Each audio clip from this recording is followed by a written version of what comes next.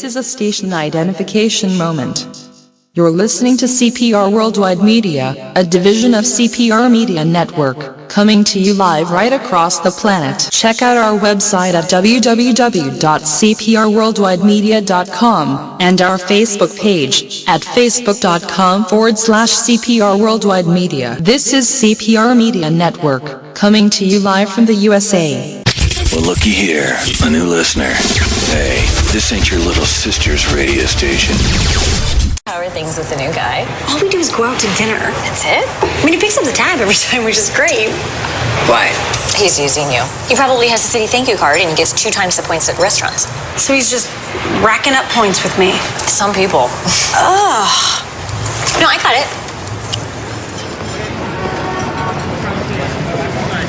The Citi Thank You Preferred Card. Now earn 2 times the points on dining out and entertainment with no annual fee. To apply, go to citi.com/thankyoucards.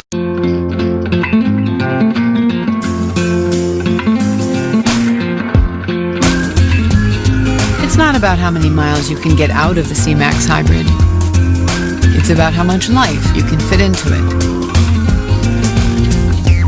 The Ford C-Max Hybrid, with an EPA estimated range of 540 miles on a tank of gas, and all the room you need to enjoy the trip.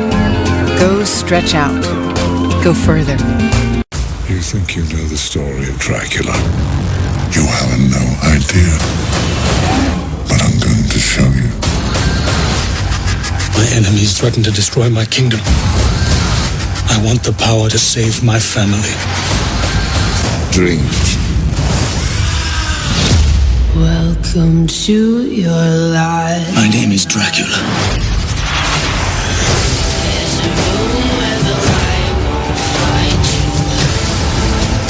What's happening to you? I chose this. Because men do not fear swords. They fear monsters. This is not who you are. There's always a prize for power. Everybody wants to rule. I will not be defeated! Dracula Untold. In theaters and IMAX, October 10th. The Ouija board has existed for centuries. It is used to communicate with the dead. If there's a presence here, please make yourself known. This is a joke. Oh my God. It's not even real, okay? It's just a game.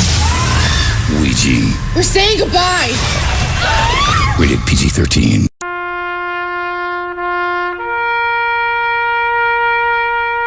Read something recently worth thinking about.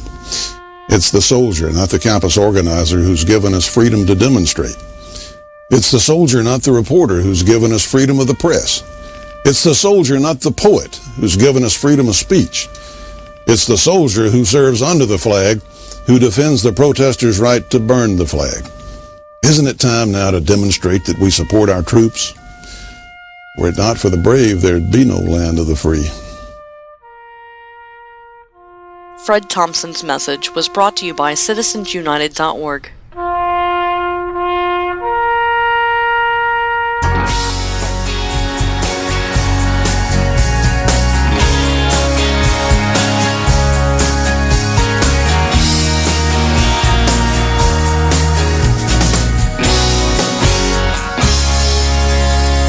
They say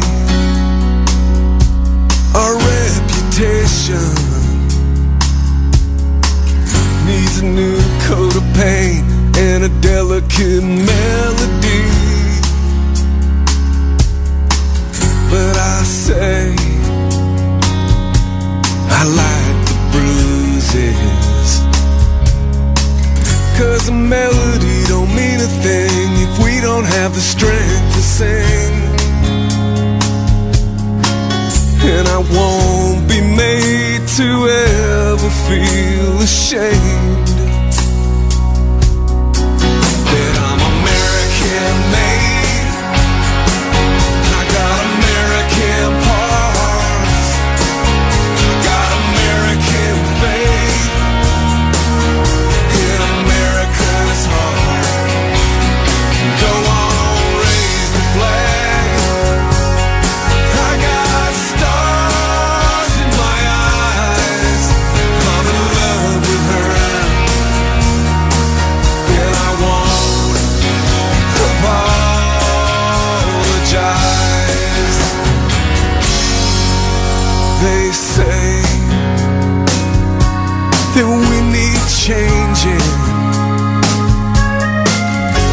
of all the founding fathers seem to get it wrong. But I say,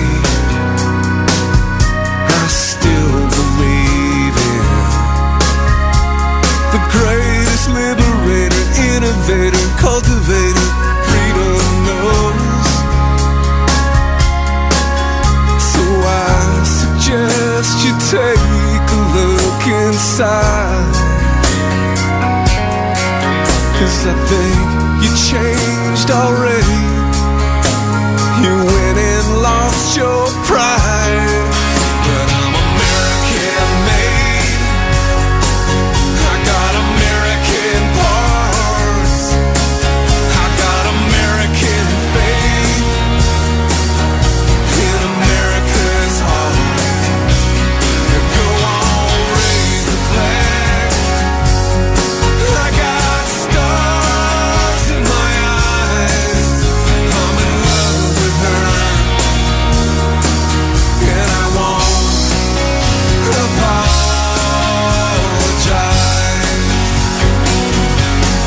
Dress her up so you don't recognize her.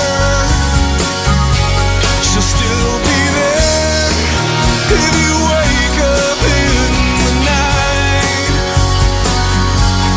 'Cause a mother can always find her child, even when that child don't know he's lost. I'm American made. Got American parts. Got American faith in America's heart. Go on, raise the flag. I got stars in my eyes. I'm in love with her, and I won't apologize.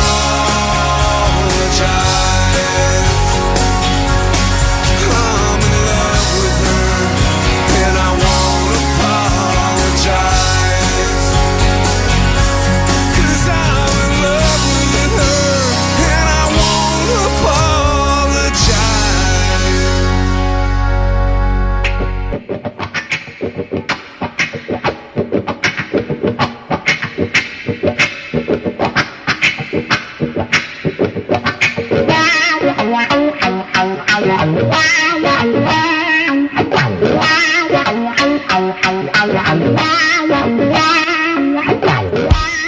We are living in times where there is an assault on sanity.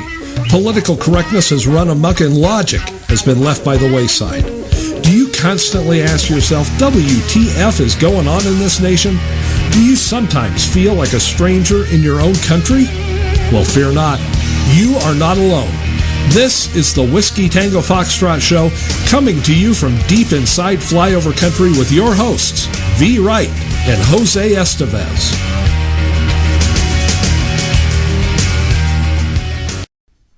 Good evening, everybody. Welcome to WTF. It's Monday, and I'm V. Wright. And I am Jose Estevez, your undocumented Mexican-American co-host. Folks, we are coming to you live, unrehearsed, unscripted, and unpolitically correct. This is the Whiskey Tango Foxtrot radio show. Welcome to the new week, folks. And how is everyone tonight? I'm doing pretty good, but there's been a lot of global warming falling on my head today in the last couple of days. Oh, has there been? Yeah, you know, global warming. I think we previously called it weather. But then some people decided they could get really, really filthy rich off of it. I mean, I don't want to say any names like Al Gore. You know, the guy that jets from conference to conference in his Gulfstream Learjet, burning several dinosaurs per hour. You know, has that big old mansion in Kentucky or Tennessee. No, Tennessee, I'm sorry, wherever that's at. Yeah, but we've had a little bit of global warming falling on our heads, and, you know, it's probably better than raindrops. I'm not sure. Well, it's white, though, so it might be racist. I'm not 100% sure. Sorry. I should have known. I mean, it's automatically that, of course, if it's white. So. Well, of course. Of course. Well, we've got a lot of stuff going on. I mean, there is a tremendous amount of things going on, but primarily what we've got going on is in Ferguson, Jose.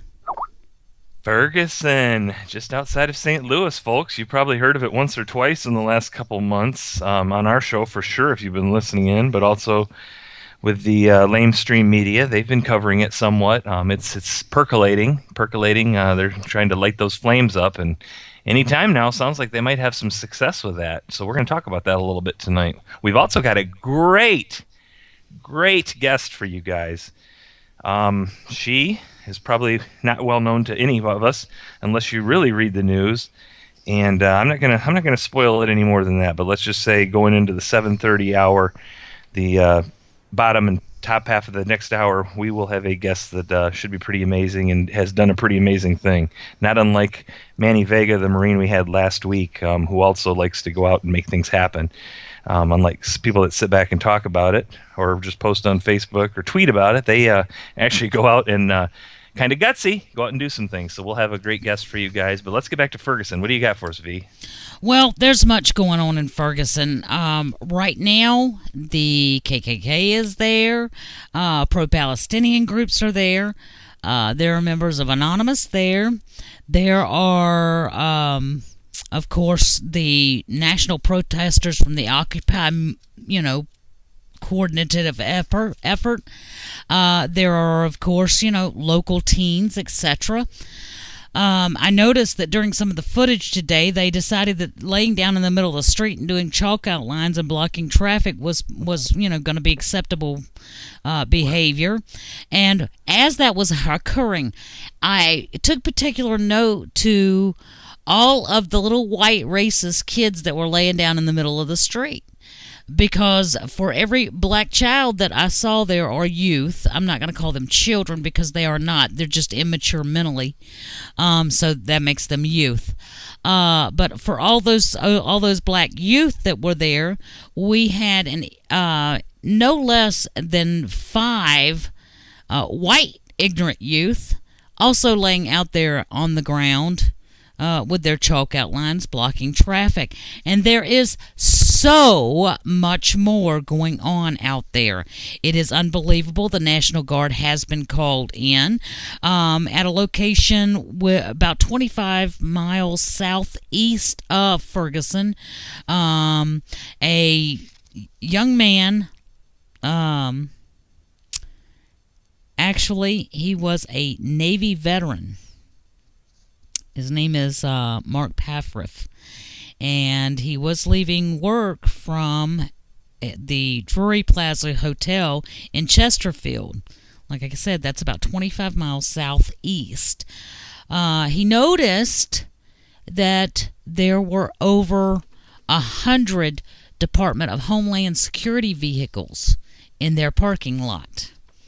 He took pictures of this. He posted it on Facebook, and he has since lost his job because of it.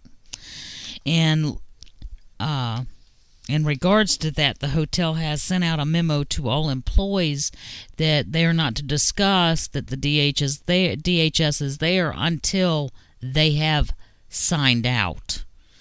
But he has since lost his position there. He was called in and said, you're not allowed to do this, and he had done it and posted the pictures, which I don't understand how that holds water, because what he does with his private property outside of his job is really none of their business. So I see a lawsuit coming there. One would think. But that's just one of the tips of the iceberg. I mean, there are reports. As a matter of fact, I saw a news report that the police have arrested one individual, and last I knew, they were chasing another individual after they saw them putting some content into the water at the water treatment facility that supplied St. Louis and Ferguson area. They have apprehended one person. They, like I said, was last I heard that they were chasing after the other individual. I do not know that they have located them yet. Folks, I want to tell you, this has spread.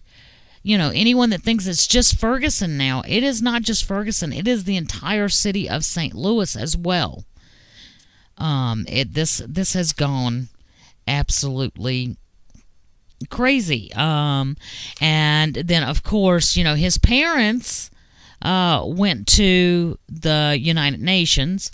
Jose, you've got more information on that. Why don't you tell us about what happened when they went to the United Nations? Well, we talked about that on our last show of last week, that they had gone to the United Nations and they were going to give testimony before the one council that the United Nations has, or the one panel that they have on, what's the word I'm looking for here? Torture. I think torture. And apparently they were, because they also had a situation where a bunch of people that went with them, evidently they brought their entourage, and a bunch of them stood up doing the black fist, and they ended up calling the United Nations police on them, which there's a little bit of irony there. But evidently, and there's been several reports, although I haven't seen it anywhere in the mainstream media, but they said that evidently the UN said they've got more important things to deal with, thanks, but we're, nothing we can do about it, and it really doesn't rise to the level of anything we'd be concerned about. So that probably didn't make them real happy, but if the people from the United Nations over there in Switzerland are white, then of course we can just chalk that up to more racism, which is always what it comes down to. But V, I was wondering, I had to ask you a question. You said there's some white kids over there too in Ferguson that are kind of joining in. Is that the Amish contingent that's joining in, the Youth Gone Wild from the Amish contingent on Rumspringa? Maybe is that who that is? Do we have any reports on that or anything? They did not report that it was Amish. And I'll be honest with you, I know during Rumspringa that they dress in English clothing. Yes, but they get kind of crazy. Kind of wild and crazy. It was really hard to tell, because it is cold there, and I believe today's high was 27 degrees. So I do believe it's a little chilly there, so that they were laying out there in their blue jeans and their jackets and their knit caps and etc. So it was really hard to determine if they were some of our Amish youth. Well, hopefully there's no stores around there that sell Carhartts or anything, because I'll guarantee you what, they're going to be the first to get hit, because they're going to have to be warm. You can't be inconvenienced while you're out doing stuff like this. And also, you said the Occupy movement, and of course most people remember the Occupy movement going back to Occupy Wall Street. But I call them Occupoopers because there was pictures of several of them defecating in public, and one on a police car. I'm like, really? I mean, it just seems very strange to me. So I don't refer to them as Occupy. I refer to them as Occupoopers. So feel free to go ahead and use that when you're referring to them. Remember, these are all the white kids that thought it was so cool, and then the newness of it kind of wore off, the shininess wore off, and then they just went back home to mommy and daddy so they can get their insurance till they're 26 years old and sit down in the basement and complain about why they don't have jobs. Well, as I said earlier, Missouri Governor Jay Nixon has declared it a state of emergency and has activated the National Guard, and they are on the ready. They are not expecting the grand jury verdict today. However, I have heard reports that schools are closed tomorrow. I believe that is what Diane and Craig have been announcing periodically throughout the day, is that they have announced that schools are closed. In addition to that, Greg and Diane have been reporting that within the last hour, they have found 4 white individuals in their homes who have been assassinated mafia style. That is the reports coming from Craig and Diane. So we've got that. Guys, the thing is beyond just, what we're talking about in Ferguson and St. Louis. What they're sitting here saying is that they are expecting things to happen in Berkeley, California, in Boston, Massachusetts, in Albuquerque, in Philadelphia. And, New York Police Department are standing on ready. Atlanta area as well, too. Atlanta. I mean, and let us not forget that President Pandemic met with the Ferguson activist, and he has said that he was concerned, but told them to stay the course. Now, why would he do that? Honestly. Yeah, that bears us to flesh out a little bit more, because you're right. He met with them on November 5th, folks, the day after the midterm elections, when they got a good shellacking, or whatever you'd like to refer to it as. The meeting was not on his daily schedule, and like V just reported, he was concerned that the protesters, quote, stay on course, unquote. What exactly does that mean, folks? And I'll tell you what. That means to me, one of the things it means to me is that they've got support all the way up to the White House. And what would be the reason for that? Think about that for a second, folks. What would be the reason for that he's so concerned and so interested and so involved in what's going on down in Ferguson, when, folks, how many died in Chicago last week? I haven't looked it up yet, V, but how many died in Chicago last week? Black on black violence. Detroit, Houston, Texas. Name any of these other cities that have a high population of black people residing there. How many people died in those places over the weekend? Well, I think it's a great question. It's a rhetorical question. I mean, so what exactly do all these people have vested in Ferguson? Very, very, very interesting. Well, they have the availability. I mean, the obvious answer would be that they have the availability to start a race riot that they would hope would spread nationwide, just like we've talked about, and we're going to get a little bit more into that. And if we can allow that to go, it allows for the government to say, well, all these cities are out of control. We can enact martial law. Correct. Which provisions have been made for. We can go door to door, knock on doors. People have to let us in. We can confiscate anything in their house. Ask the citizens of Boston. It happened. It's already happened. There's a precedent. Once they enact martial law, they can come to your door. If you fail to answer, they can kick it in. They can take anything in your house, whether it's your weapons, whether it's food, whatever they find viable that they need. As a matter of fact, they can confiscate your house for use. You can't make them leave. And since they're not military, they're not operating under posse comitatus, which going back several hundred years means, the military couldn't operate on American soil against Americans and take things, seize things like their house, like V's talking about. So, because DHS is not bound under that. And what is this DHS thing? And folks, I'm going to throw it right out there. This was started, Department of Homeland Security, and I've never liked the name because of Homeland. Makes me think of our comrades over in Soviet Russia, in Nazi Germany, the Homeland. But this was started under Bush, folks, after 9/11. This was all started under Bush. And I think it's a slippery slope. And Obama once talked about, not just once, but once that I can think of, talked about having his own, what was it, a security force, well-armed security force, better armed than the military, or something to that effect. And so what is DHS, or what is Department of Homeland Security? Aren't they supposed to just be doing airport screenings and getting their jollies, checking people as they go through airport screenings? What is this all about? Well, let's be honest. When a Department of Homeland Security was brought forth to the table under Tom Ridge after the 9/11 attacks, it was because there was a breakdown of communication between the FBI and the CIA, and this new department was going to be an communication expediter. That's all they were supposed to be, people. Remember, that's what we were told. It was not supposed to be a new law enforcement. It was supposed to be a portal that allowed for the collective of the data from the FBI and the CIA to be filtered so that they communicated better. And look at the monstrosity it has turned into. Government never gets smaller. It just gets bigger and bigger and bigger. To maintain itself, indeed, it has to. V, here's something interesting. Headline on the Drudge Report. And this, I'll tell you what, people can say we're paranoid or we're just overactive imaginations, whatever you want to call it. But listen to this.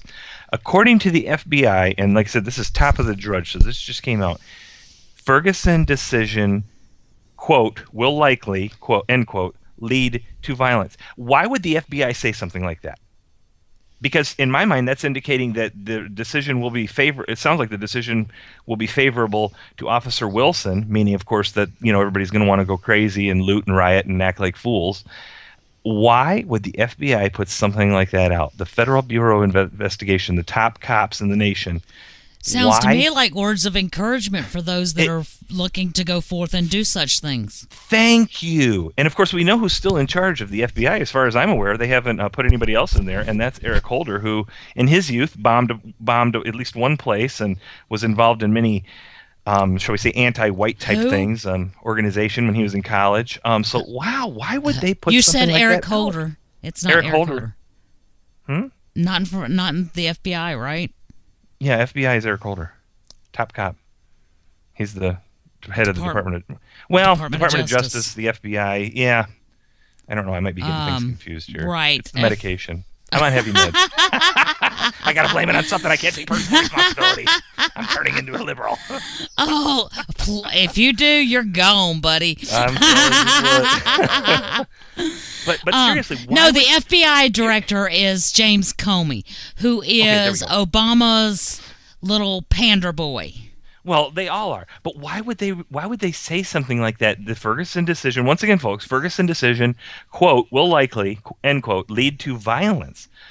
Well, why it's would they want to put that out encouraging. there? Or don't they want to try to settle people down, to diffuse the tensions, to take the fuel off the fire?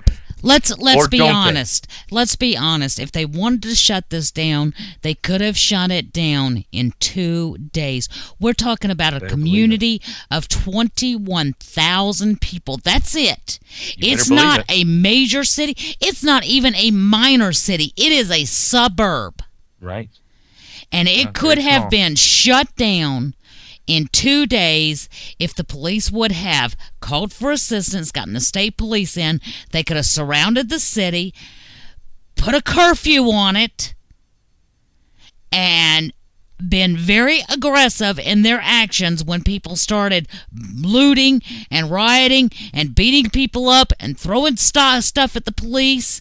They could have squashed it right then. I don't care who died. I really don't. I don't care if it would have been a little Amish youth, a perfectly innocent child. That is no excuse for what is going on or what our government or the government of the state of Missouri or the city of Ferguson has allowed to occur, except that it is intentional, it is planned, and it is meant to go a certain way. Very well said. Very well said.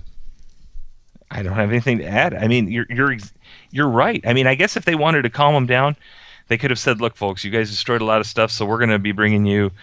You guys are on work detail for the next couple of weeks." I'll bet you they would have all dispersed then very quickly. Wait a minute. We saw this kind of behavior. You're going to tell me that the Chinese are more technologically advanced than we are at dealing with riot situations? Seriously? What do? They bring out the water cannons. Enough. Right. Well, nobody dies. Enough. The Chinese may be more technologically advanced than us. Did you see their new stealth jet? Looks exactly like ours. Yes, I somebody noticed literally that. walk them the plans over and say, "Here, instead of having to go through all the hassle, why don't you just take them and copy them real quick? Make a couple copies, on us. You can even use our machines." I mean, seriously, when Saddam Hussein Obama was over in China, they literally right in front of him flew this jet over. That's to my untrained eyes looks like an exact copy of our newest stealth jet fighter. I'm not sure what the exact designation is, but it's an exact copy of it according to my eyes. I'm not Jane's history or Jane's military books and stuff that do that, but of course now we gave Iran, or somehow Iran got one of our most advanced drones, and now they just seem to have an exact functioning copy of a drone of ours. Remember that they got a couple years ago. That just happened. They were just able to take it down, override its programming, and pull it down and use it without us destroying it or anything like that. I mean, just coincidences. There's lots of coincidences in this administration. Well, I mean, there are a lot of coincidences. There are not any. Let's be honest here. Life has very few coincidences. I mean, they do happen, but not as frequently as people would like to believe that they happen. And this ain't one of them. Yeah, you're exactly right. Yeah, I'm being extremely tongue-in-cheek, folks. I don't know how well it translates on radio, but I'm being extremely tongue-in-cheek. I don't believe in coincidences like that, and there's far too many of them with this regime in the last 6 years for me to even consider believing any of them. But we've got to go into the break. We promised you a great guest when we come out of the break. Hopefully we'll have her with us. Folks, stick with us. If you want to call after our guest is on and interact with her. Guys, I want to remind you, I want to remind you guys to go to our website, www.thewtf Radio Show, or follow us on Twitter at the WTF Radio, or find our Facebook page, WTF, the Whiskey Tango Foxtrot Show on Facebook. Guys, we'll be back in just a moment. This is a station identification moment. You're listening to CPR Worldwide Media, a division of CPR Media Network, coming to you live right across the planet. Check out our website at www.cprworldwidemedia.com and our Facebook page at facebook.com/CPR Worldwide Media. This is CPR Media Network, coming to you live from the USA. Well, looky here, a new listener. Hey, this ain't your little sister's radio station. Things with the new guy. All we do is go out to dinner. That's it? I mean, he picks up the tab every time, which is great. Why? He's using you. He probably has a city thank you card and he gets 2 times the points at restaurants. So he's just racking up points with me. Some people. Ugh. No, I got it.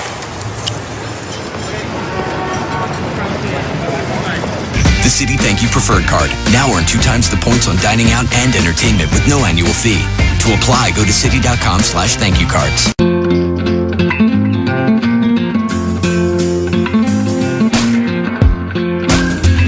The design of the Ford Escape is clearly intended to grab your eye.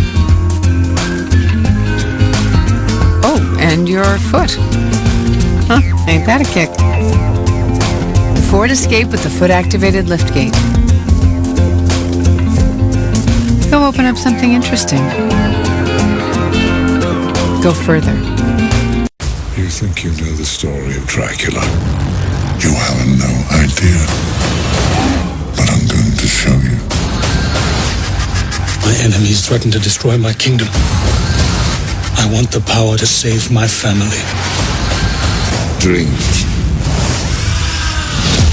Welcome to your life. My name is Dracula.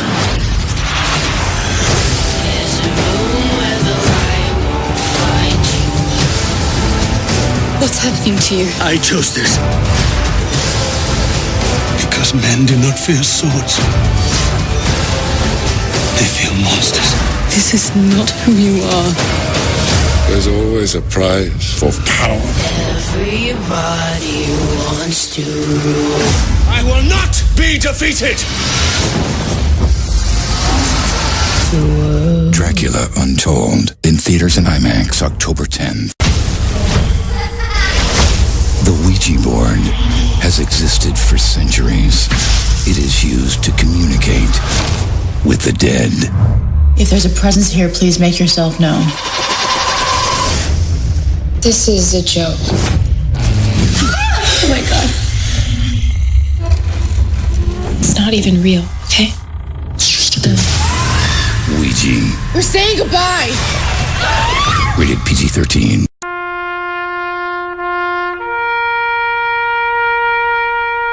Read something recently worth thinking about. It's the soldier, not the campus organizer, who's given us freedom to demonstrate. It's the soldier, not the reporter, who's given us freedom of the press. It's the soldier, not the poet, who's given us freedom of speech. It's the soldier who serves under the flag, who defends the protesters' right to burn the flag. Isn't it time now to demonstrate that we support our troops? Were it not for the brave, there'd be no land of the free. Fred Thompson's message was brought to you by citizensunited.org.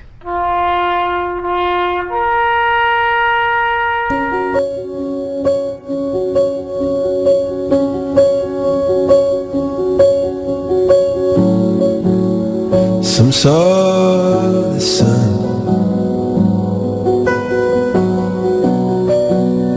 some saw the smoke, some heard the gun, some bent the bow.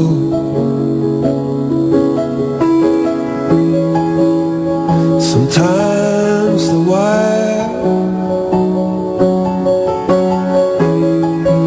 was tense for the note.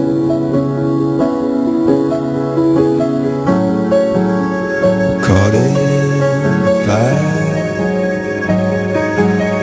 say oh, we're about to explode. Carry your world,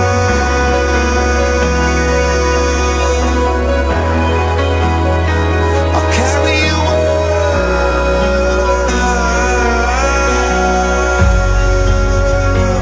carry your world,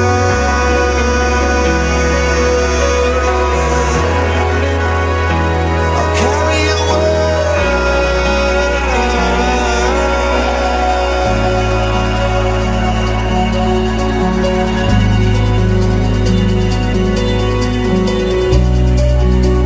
some far away,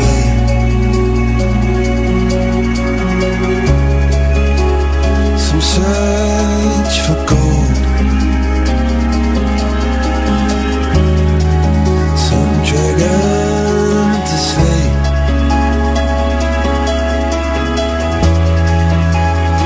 heaven we hope,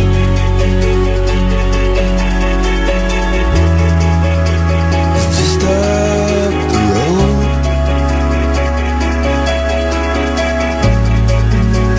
Show me the way of desire. I'm about to explode. Carry you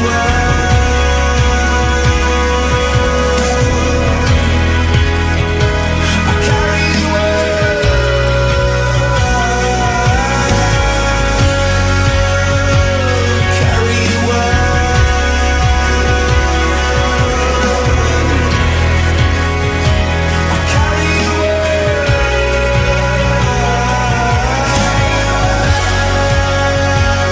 you carry you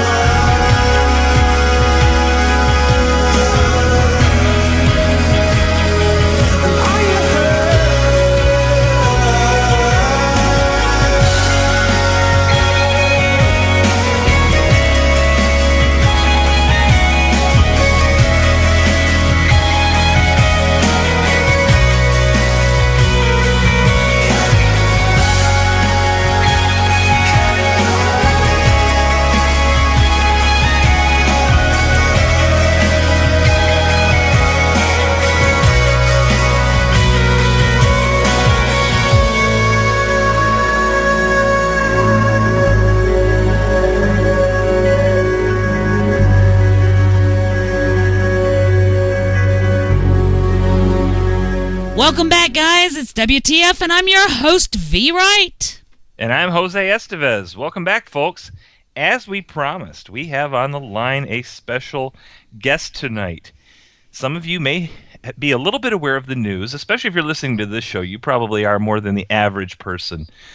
Christine Wyke is with us. If you're wondering if you've heard that name or where you might have heard that name from, if you don't forget, last week we talked about this incident that was going to happen on Friday afternoon, last Friday, at the Washington National Cathedral, where they were going to allow invitation-only Islamic prayer service.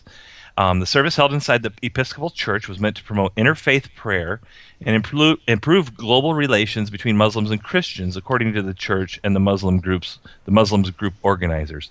Well, folks, Christine, who's with us on the phone, and I'm not going to take up any more of her time, was the only person who stood up in that service. And I'm not going to tell you what she said. I'm going to let her say it in her own words and why she decided to do this, what made her do this. Folks, without further ado, let's all give a nice virtual welcome to Christine White. Christine, welcome to the Whiskey Tango Foxtrot Show, and the floor is yours.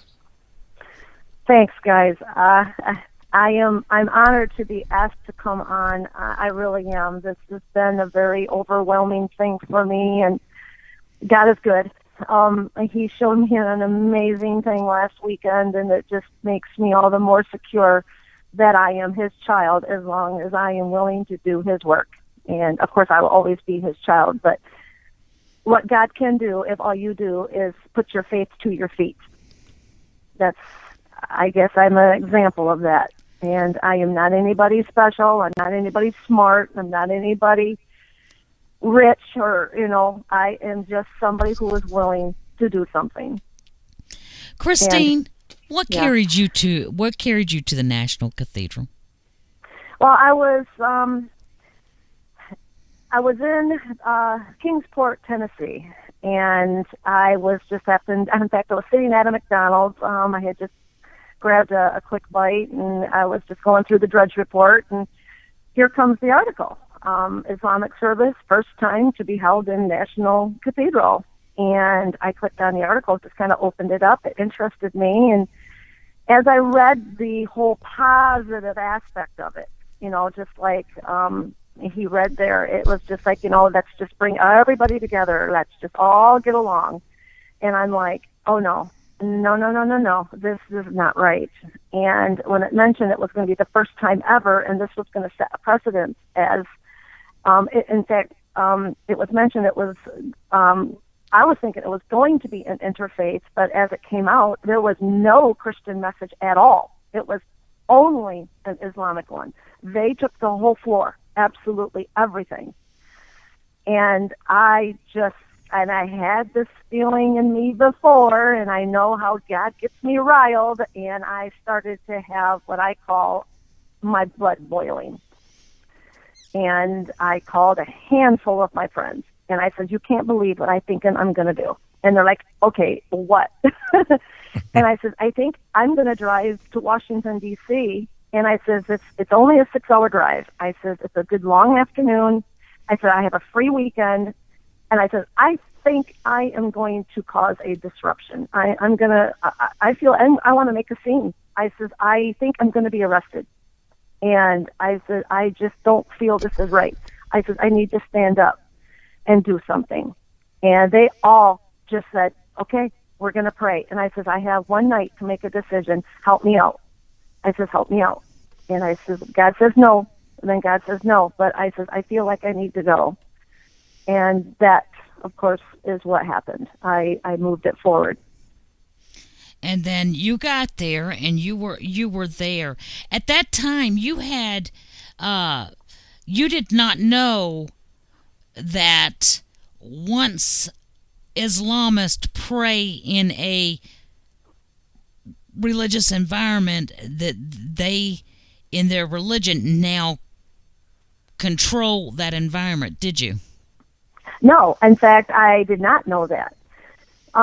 I kind of want to back up just a hair. Okay. On the highway, on the way to Washington, D.C., I am in doubt. I really am. I didn't seem to get a real clear message from my Bible reading. Sometimes things jump out there. I had attended a worship service for Wednesday evening, and it was good. I mean, there was nothing that said stay home, or not stay home, but stay back. It kind of gave me a little, okay, I think God's telling me to keep moving. I drive a little slower in the traffic lane because as I'm on these long stretches of road, I just put shit on cruise control. I just sit back and I just enjoy whatever music or whatever, and I don't like to pass people constantly. So I drive a little slower, and I let them all pass me, basically. And up ahead on the road is a car pulled over onto the shoulder. Now, I'm always in the right-hand lane. That's just, because it's not the passing lane. And I'm like, okay. And as I'm coming up to the vehicle, and I'm driving, 60, 65 miles an hour, a woman steps out of the vehicle. And I'm like, oh, hey, don't be doing that. And she points at my vehicle, gives me 2 thumbs up, and starts clapping.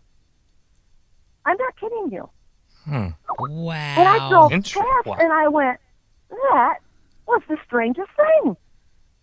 And I just, it kind of like, what? And then all of a sudden it hit me. That's my affirmation. That's it. That was it. And it's that woman, I wish I could get a hold of her. If she only knew what she did for me that day. I have no idea. If she only knew.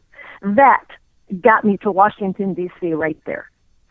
And I called my friend and I said, you won't believe what I just saw. And she just said, Chris, I think that was an angel. And I went, I don't know, but it was something awfully different. And that's kind of what started the trip on. And and go ahead. Now you start where you were going to lead.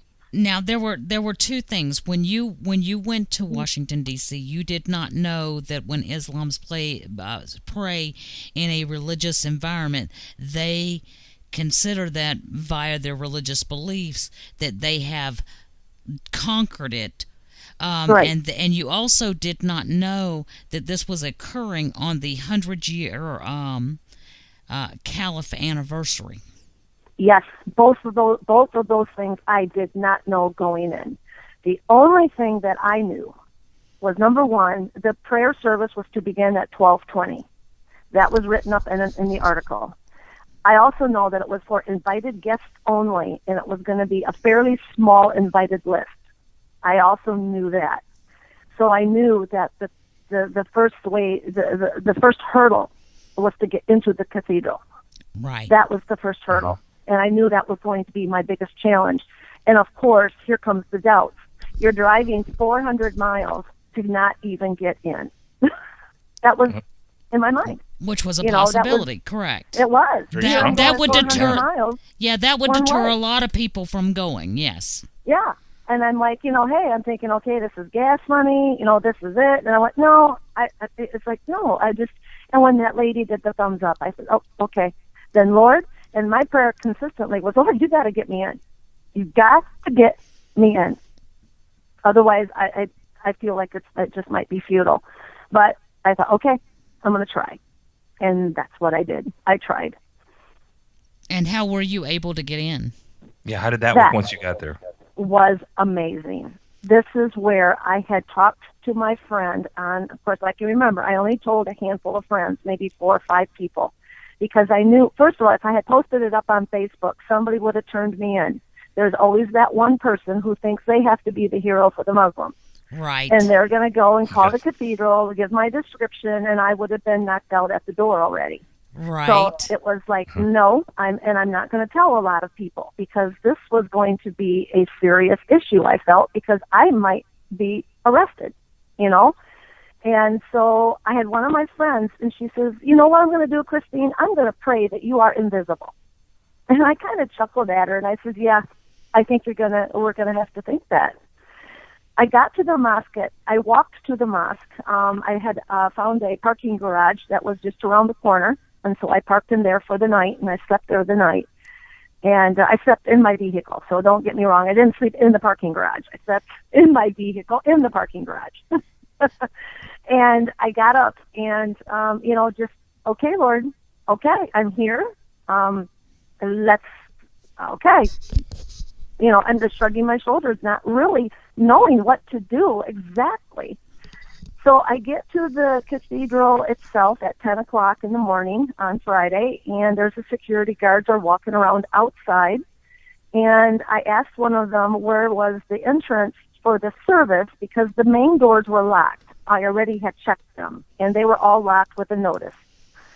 So he told me to go around to the northwest side. There's a door there. And I said, okay. Well, the sidewalk that I was on, it teed in with another sidewalk from another part of the from the area there, from the around the cathedral. And as I'm looking ahead, kind of looking at my door here, I could see that it had a touch key, the touchpad key entry. You had to put in that in order to open the door. And I oh shoot, I don't have the code, Right. And so I thought, well, I could see people inside because, the people were moving behind it. And so I thought, well, I guess I'll knock. Right when I got to the door, a security, you would say cathedral security, stepped right in front of me and punches the keypad and opens the door. I mean, I still That is amazing. I'm like, okay, and I take an opportunity and I follow right behind his heels. Oh, So he now ain't you're in. going to have any room. And he actually held the door open for me. Wow. So he turns to look at me, and at this point, I got to say something. So I say, and I kind of rehearse this over the night, and how am I going to say who I am or how am I going to get in? And I said, I am here to serve refreshments. Now, understand this. It was a play of words, and I did not lie because, number one, I was going to be the refreshment. That's how I viewed it. It's like, I am going to be the refreshment. Or number two, I did plan on trying to find a place to volunteer so I could get closer to where I needed to go, get kind of set up, and then I could disappear and get where I had no idea. I've never been in the cathedral before. So he says, okay, and he brings me to the next security station. And there's a security guard there, and he talks to one of them, and they're checking IDs. I mean, I can see there's a lot of people. They're going through the bags. They're checking IDs, and and then here I'm sitting with the Michigan driver's license going, oh, this is not going to be good if they pull my ID. But I thought, oh, well, and he tells that person she is with the food. He goes, oh, okay, and passes me right through. Oh, wow. Oh, my He goodness. never once looked, I don't even think he looked at me. He takes me probably 5 minutes into the big foyer. Now, if you've ever been there, this place is absolutely beautiful. It's huge. There's a huge foyer. I could see some people giving interviews with two reporters. They were sitting there with little notepads, and there was a lot of women in their hijabs, their dress, and it was fairly busy for being early. Right. And he walks me up to this woman with a clipboard, and he says to her, she is with the refreshments. And she goes, oh, okay. She says, do you need Lorna? And I went, yes. I'm Nice. like, yes, I do need Lorna. And I thought, okay, I got to remember that name because Lorna, I'm going to need Lorna. And she says, well, Lorna hasn't, she's not here yet. And I said, fine, I will use the restroom and I will be back. So that gave me the excuse to leave the security guard and that woman with the clipboard. Right. And I started looking for the bathroom. At this point, get me out of here. I need to go hide. I passed a janitor's. I found the bathrooms. They were downstairs. You have to go downstairs. So I go past a janitor's closet that's open. And I could see it's janitor's closet. There's mops, there's buckets, there's cleaning solutions, and the light is on. And I'm thinking, I'm going to go in there and hide. That's what I was going to do. And I thought, no, what if it's locked after he's done? No, I'm not going to be able to do that. I won't be able to get out. So he just happened, the janitor happened to just clean the bathrooms. You could smell the solution. He passes me between the janitor's closet and the bathroom door.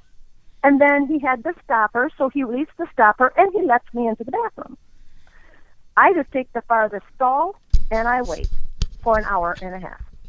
I just stayed so quiet. I was hoping nobody, and at this point, I'm scared because what if they're looking at security cameras going, okay, where did this woman go? I don't know. Or if they did a security sweep or, you didn't have any idea what they were going to do. I didn't. So I'm waiting and it's getting closer to 11 o'clock and then the butterflies start coming in. Oh my goodness. I'm just like, oh, this is really bad. And I texted my 4 or 5 friends because I didn't want to talk. So I texted them and I said, I'm in the church. And one of them texted me back going, you're in? all capital letters. And I say, pray hard. I'm in, pray hard. Because in the foyer, I noticed there was a whole line of security guards to get into the sanctuary. Right. And I knew I had to get past those yet. Right. And that's where I had to go. So in the meantime now, I'm wondering, when does the service start? I knew 12:20 was the key prayer time. However, I wanted to get there to the point where I didn't want to walk in interrupting, because then they would have turned me away. No, it's already in process. You're not going to be able to go up front. I had to go up front.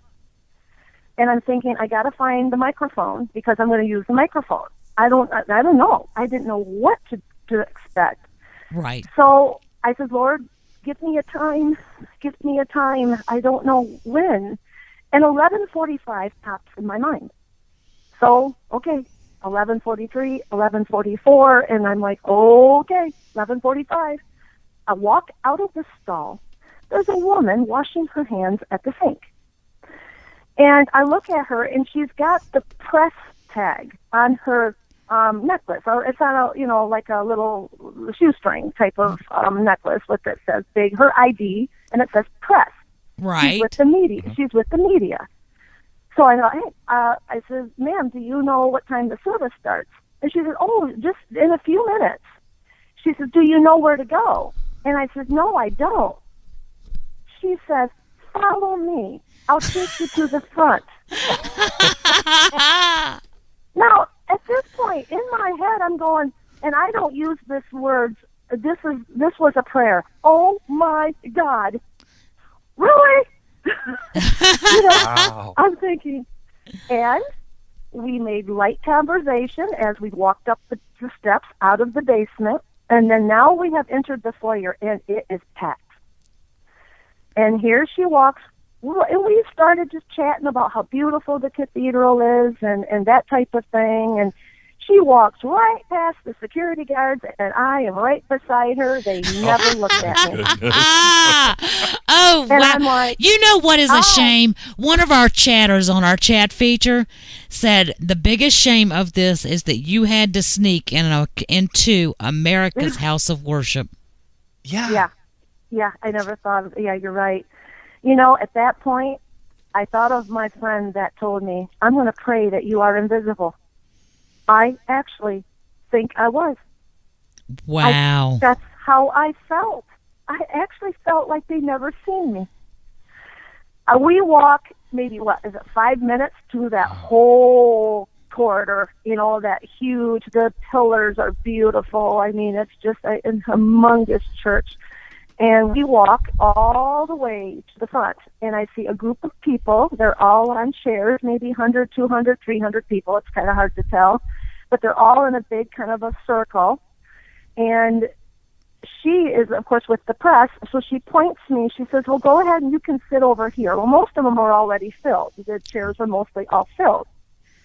You won't believe this. In the front row were 3 empty seats. Oh, I went and sat in one of them. So you were front and center. I was right in the front. If I would have stretched out my leg, I would have hit the prayer rug in front of me. That's how close the Muslim women were to me. Goodness. Christine, I'm going to get you to stop right there. Gotcha. We're going to take a short break. We're going to come back to Christine. We're going to finish hearing this story. This is one that really you don't want to miss. Christine is, out of all the people that went to the National Cathedral for this event, she is the absolute only person that stood up to say anything. There were some people outside, from what I understand, and we're going to get to that, but we'll be back with Christine in just a moment. Yes, we will. Stick with us, folks. This is a station identification moment. You're listening to CPR Worldwide Media, a division of CPR Media Network, coming to you live right across the planet. Check out our website at www.cprworldwidemedia.com and our Facebook page at facebook.com/CPR Worldwide Media. This is CPR Media Network, coming to you live from the USA. Well, looky here, a new listener. Hey, this ain't your little sister's radio station. How are things with the new guy? All we do is go out to dinner. That's it? I mean, he picks up the tab every time, which is great. Why? He's using you. He probably has a city thank you card and he gets 2 times the points at restaurants. So he's just racking up points with me. Some people. Ugh. No, I got it.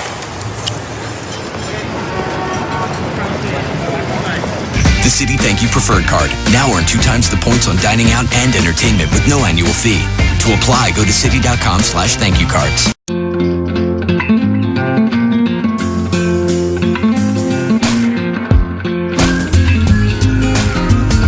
The most amazing thing about the Ford Fusion isn't the way it looks. The most amazing thing is the way it sees. With blind spot technology, a lane keeping system, and a standard rear view camera, the Fusion is ready for whatever comes your way. Go prepared. Go further. You think you know the story of Dracula? You have no idea. But I'm going to show you. My enemies threaten to destroy my kingdom. I want the power to save my family. Dreams. Welcome to your life. My name is Dracula.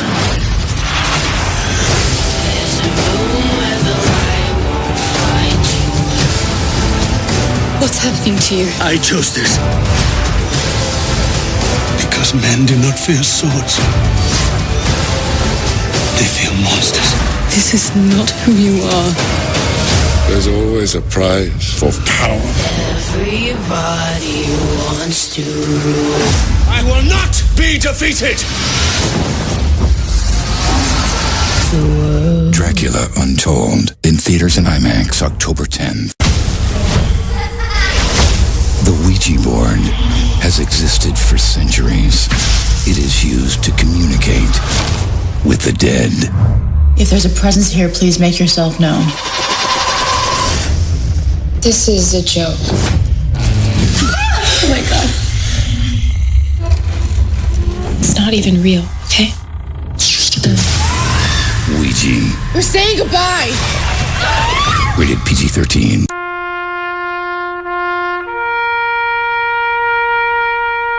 Read something recently worth thinking about. It's the soldier, not the campus organizer, who's given us freedom to demonstrate. It's the soldier, not the reporter, who's given us freedom of the press. It's the soldier, not the poet, who's given us freedom of speech. It's the soldier who serves under the flag, who defends the protesters' right to burn the flag. Isn't it time now to demonstrate that we support our troops? Were it not for the brave, there'd be no land of the free. Fred Thompson's message was brought to you by citizensunited.org. And welcome back to WTF. I'm your host, V. Wright. And I am Jose Estevez. Folks, we want to get right back to Christine Weick, who's our guest tonight. The only person who stood up during Islamic prayer service at the National Cathedral just last Friday. So this is fresh. Folks, we've got Christine right back with us. And Christine, why don't you pick up where you left off? Yeah, you were just telling us you had taken your seat right at the front and you could touch the prayer rug with your foot. Yep. I chose a seat that was close to a big pillar. Of course, these pillars are like 5 foot wide. And I thought, that way, if I stand right at my seat, I will have at least a pillar beside me so nobody could grab me from that part. Right. I'm planning my strategy here because I knew I only had maybe 5-10 seconds at the most to get out what I had to say. Right. Now, understand this. The night before and that whole time in the bathroom, I'm rehearsing what I'm going to say.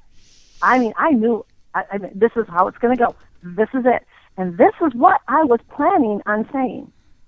I was going to say, I serve a risen Savior, Jesus Christ. Muhammad is dead. I was going to say that. That was my plan. And then I was going to go into, we have built your mosques and, so on. And I did include that in my whatever you want to call it, my rant, whatever you want to call it. Your stand. Okay. We're going to call it your stand. My stand, yes. And So I'm sitting there, and now I'm starting to scout out the area. I've got the prayer rugs in front of me. I've got these women in their, their little, well, they're not quite burqas, but they were dressed, in Islamic dress. They were all separated from the men who were also seated on rugs. And at this point, I started to get this is wrong type of attitude. This is my righteous anger is now starting to well up in me, because I'm seeing a prayer rug being laid to a God of Allah in the sanctuary of the Lord. Now, I'm going to stop you right there, Christine, because you mentioned to me that when you sat down in there, what did you see of the Christian decorations in the National Cathedral?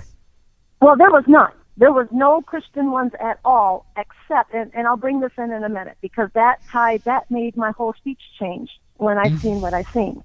Okay. So I'll bring, and that was the only Christian thing that I saw, and that's when I pointed. So let me get back to that in a minute here. Okay. So I'm sitting down and I'm kind of scouting things out. I'm looking to see, okay, where's the microphone? And it was too far away, so I went, no, I'm not going to walk that far. Plus, I would have to walk over their prayer rugs, and I didn't want to do that. And I thought, okay. And then I looked to my right, and there is the whole mass of media. CNN, ABC, NBC, and I'm like, this is a big deal. I mean, that was, oh, no. That's when my heart really started to pound. I texted my friends, and I said, you guys, you got to pray for me. I am really scared. And, my heart was pounding, and I've never had my heart pounding this hard in my chest before. I have never felt that in all my years. I've never felt it beat that hard. And I just thought, Lord, you're gonna, please, I'm this far. Let me do this. Just give it to me. Give it. Don't let me just let this slide at this point. And the bishop comes up to the microphone and this is the part you don't see on the video, because this was all pre-video coverage. Right. He comes up to the microphone and introduces himself, says, thank you all for coming. We are going to begin our program shortly. We will be beginning with the call of prayer, and then, of course, he says some things in Arabic, which I don't understand, and he says we will be beginning momentarily. Well, at that point, I knew, I'm like, Lord, when? Lord, when do I do this? And then I had it in my head, I can't do it at the call of prayer because they would drown me out. I couldn't shout. I didn't have a microphone. Right. I mean, I knew that I would just be lost in the noise. And then I looked up further into the distance of the cathedral, and there's a huge cross with Christ on it. They had put a big iron gate in front of it. And that's when I stood up, right when I saw that. Wow. And my whole rehearsed message left me. It did. I went up there and I faced the media, and I says, that Jesus Christ died on that cross. He alone are we to worship. And I thought, he is my Lord and Savior, or something to that effect. Okay, guys, you're going to have to, everybody's viewed the video, I think, at this point. So it came out, you know how it came out. Right. And then at this point, I could see the camera swinging towards me because they were all towards that podium. Right. And at this point, I could see the cameras like, whoosh, what's going on here? And this is something I never noticed until I viewed the video. There's that man in that brown coat who keeps trying to grab my arm. You see that? Right. And I keep moving away, and I don't even remember him. I don't. Every time he took a step towards me, I took a step away from him. And we did this like 3 times. It was like something kept pushing me over, and I got away from him. He couldn't grab me, or he could. I kept moving away. Right. And then, now you got to remember, all these Muslims are right on my left now. They're on my left, and they're all looking at me. The women are like, what is this? And I pointed down, and they're all below me because they're sitting. And I look at them and I say, we have built your mosques across this country. Go worship there. Amen. Stay out of our churches.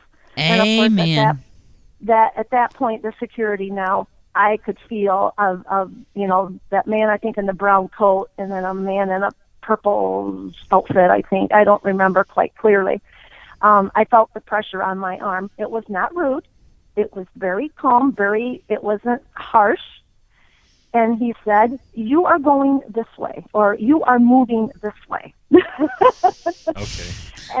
And at that point, as I passed the group of people, I was done, because then I got interrupted. I could tell you could see that the imam was now interrupting me. Right. And then I told them two fellas, I says, I'm good. I'm done now. And this is kind of, I just look back and I grin at myself. I'm thinking, okay, now I'm going to spend the night in jail. I mean, this is it. I'm going to get arrested. Well, in the meantime, all I could hear behind me was, black coat, white scarf, blonde hair, get her out of here, security now. And here comes the police officer. He is running down that corridor. Uh-huh. And I reached out my hands to him so he could put me in handcuffs. And he takes my hand, like my dad would, and he walks me to the back of the sanctuary where we had come in. Oh, we my walked goodness. hand in hand. He never said a word to me. I felt like he was my dad or my like a boyfriend or something. We walked hand in hand. It was just as nice as could be. And he never grabbed my arm. He never come here. Never. I got handed over to, or just not handed over, you would say I got kind of, slowly moved towards, or passed off, that's a good word, towards a woman security officer. She takes me to the front of the cathedral doors now, where I should have came in, but that was all locked. Uh-huh. And that's when I shouted, thank you, Lord, for letting me do this. Oh. And I walked out the door. She gave me off, or passed me off to another security officer who walked me all the way to the road. Uh-huh. He never said a word. I wished him a good day, but he said nothing. That is amazing. It was, and I'm thinking, I'm free to go. I mean, I'm like, okay. In fact, I passed the street where my car was parked for the parking garage. I walked right by it. I went, hey.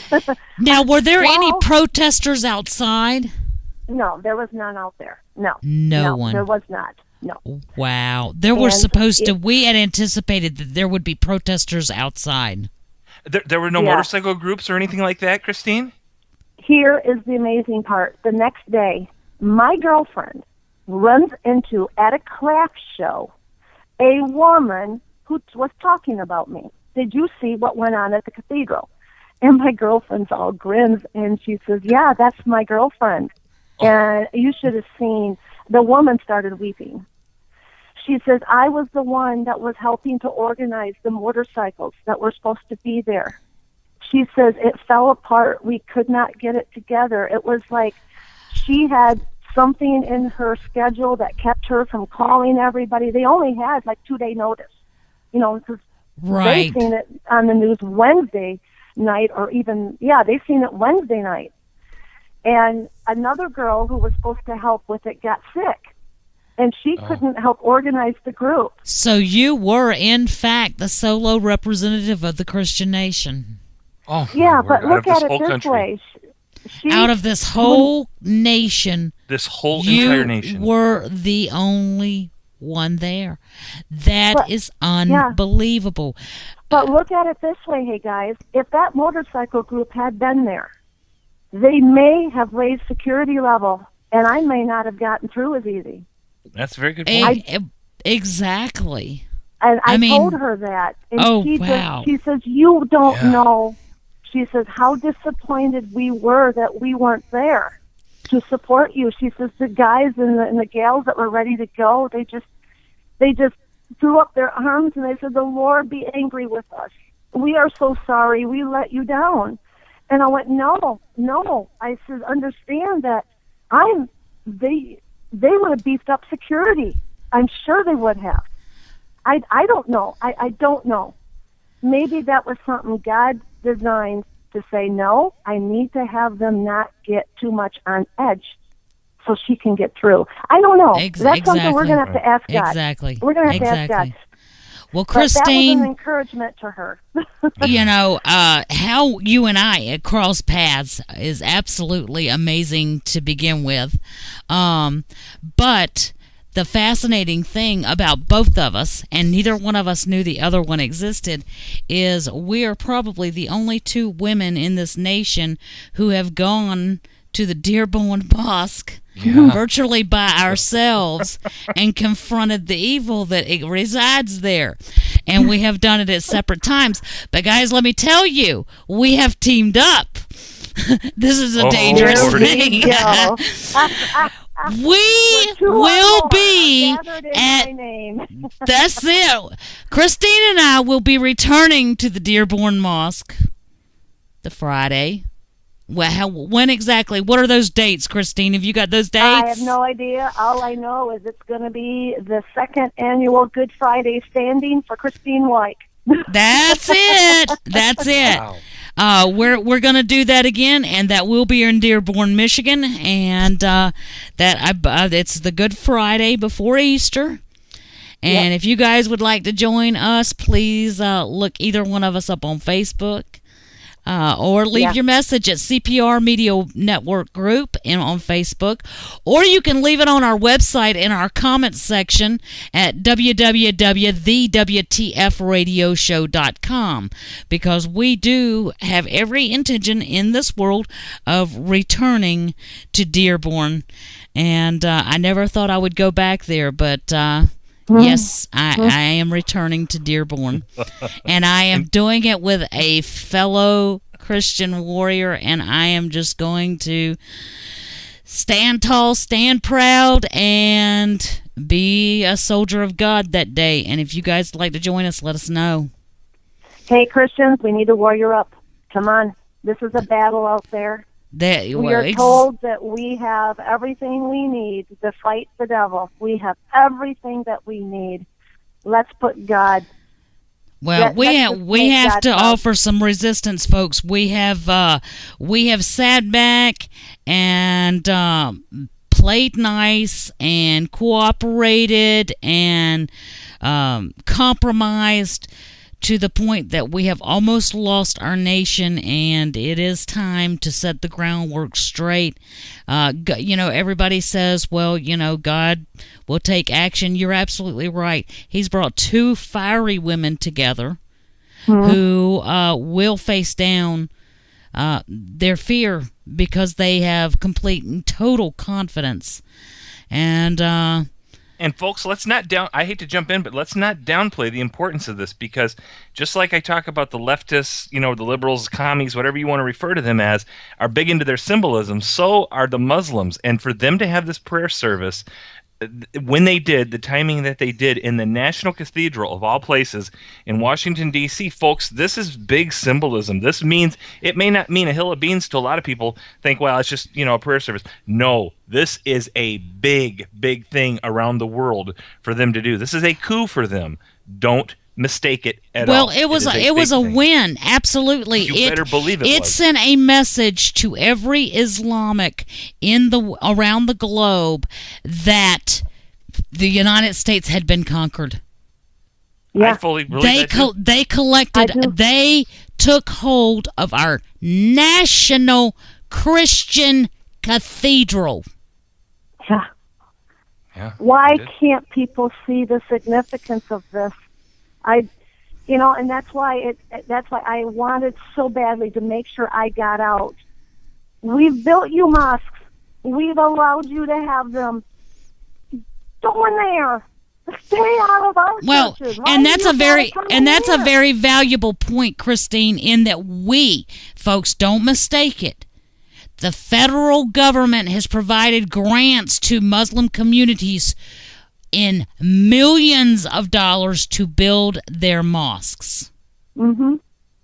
We've helped them. So our tax dollars, exactly, our tax dollars have built their mosques. So she is absolutely right. We have built it.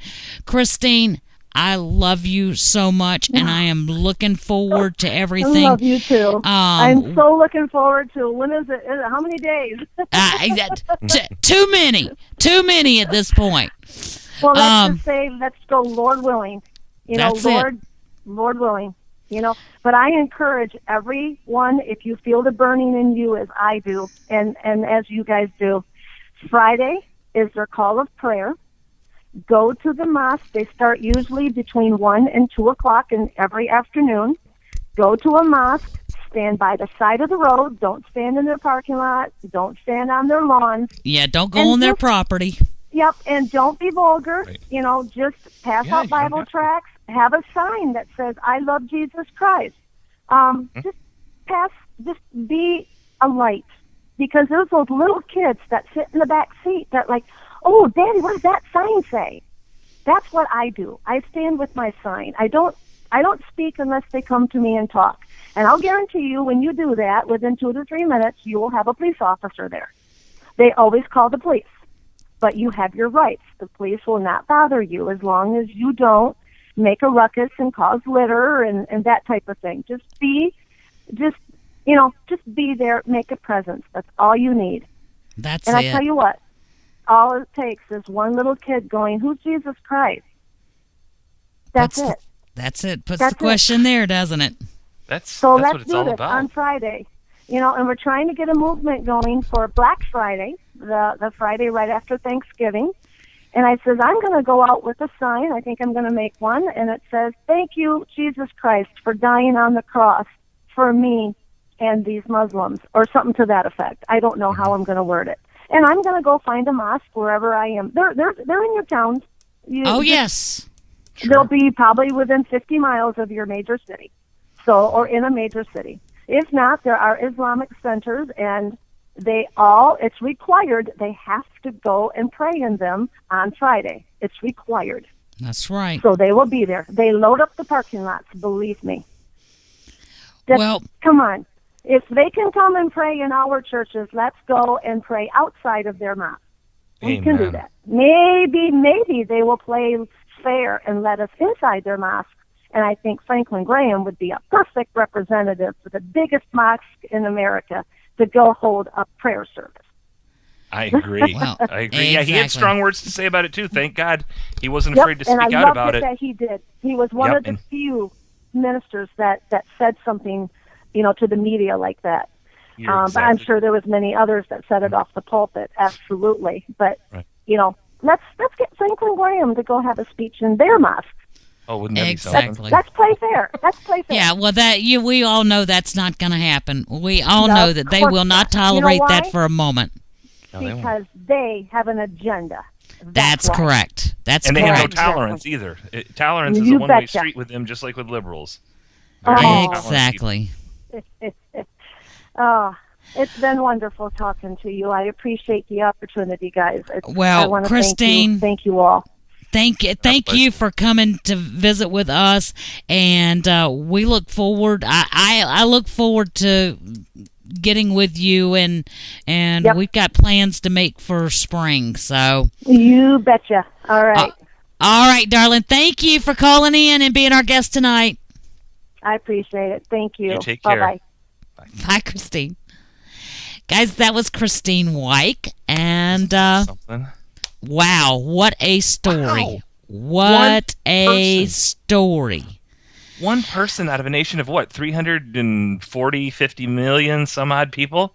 One person showed up. Wow, and the funny thing is I had no idea that the bikers were unable to make it. I had no idea.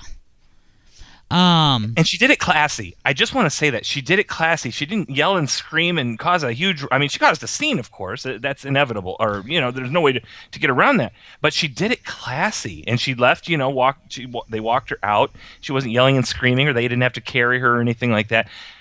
She did it the right way. She did it the right way. Well, I mean, it's just amazing, and the way that everything fell into place. It's like, okay, everything fell into place. I mean, the bikers were canceled to allow the security to be lax. Right.